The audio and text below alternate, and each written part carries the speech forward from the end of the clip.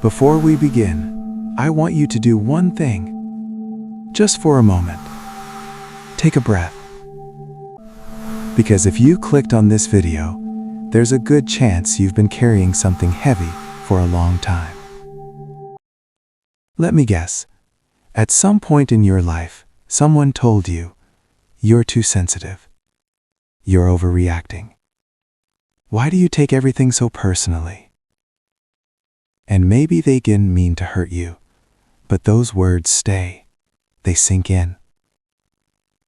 Over time, you might have learned to shrink yourself, to laugh when something hurt, to apologize for your tears, to tell yourself, it's my fault. I feel too much. But today, I want to pause that story. Because what if the problem was never you? Sensitivity is not a personality flaw, it's a nervous system trait. Let's get something clear.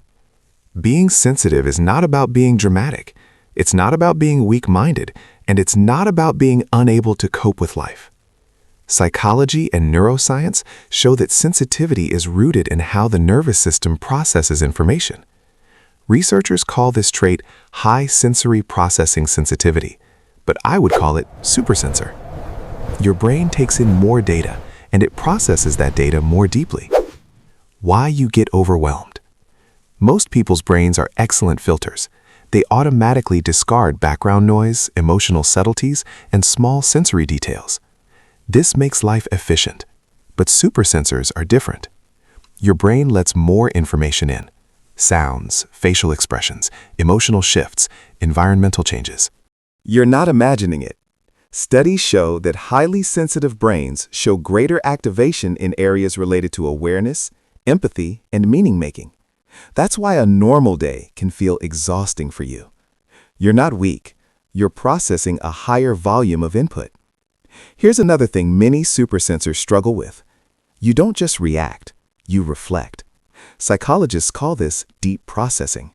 You connect past experiences, present signals, possible future outcomes. That's why you replay conversations. That's why decisions feel heavy. That's why you need time. But let me reframe this. This is the same cognitive pattern seen in strong ethical thinkers, careful leaders, insightful therapists, creative strategists. You're not stuck in your head. You're running a complex internal model of reality. Why you feel other people's pain. Now let's talk about empathy. Inside your brain are cells called mirror neurons. They help us understand others by internally simulating their experience. In supersensors, this system is especially active. So when someone near you is anxious, sad, or tense, your body reacts as if you are experiencing it. That's why crowds drain you, emotional people overwhelm you, conflict lingers in your body. You're not absorbing energy in a mystical way. Your nervous system is simply highly responsive. This is exhausting, but it's also what makes you deeply human. Here's something important. If sensitivity were useless, evolution would have removed it. But around 15 to 20% of humans are wired this way, across cultures, across history. Why? Because groups don't survive on speed alone. They need people who sense danger early, people who read emotional undercurrents, people who notice what others ignore. Anthropologists often describe two roles, the doers and the watchers. The watchers prevented disaster. They slowed things down.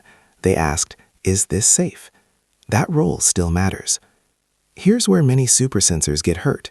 You compare yourself to people who thrive anywhere. They're like dandelions. They grow through concrete. But you're more like an orchid. Orchids are not fragile. They are precise. They need the right conditions. Emotional safety, quiet, meaningful work, healthy boundaries. Research calls this vantage sensitivity. When conditions are bad, sensitive people suffer more. But when conditions are good, they thrive more than anyone else. You're not built for survival mode. You're built for depth and refinement. The real work is not fixing yourself. It's designing your life. So here's the real message. Stop trying to become less sensitive. That's like asking a violin to become a drum. Instead, protect your nervous system. Choose environments carefully. Limit emotional noise. Rest without guilt. Sensitivity doesn't need correction. It needs respect.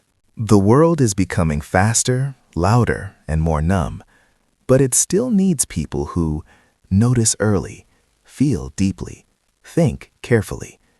So the next time someone tells you, "You're too sensitive," remember this: you're not too sensitive. You're just operating with a more advanced internal system. And once you learn how to live in alignment with it, sensitivity stops feeling like a burden and starts feeling like home. If this spoke to you, you're not alone.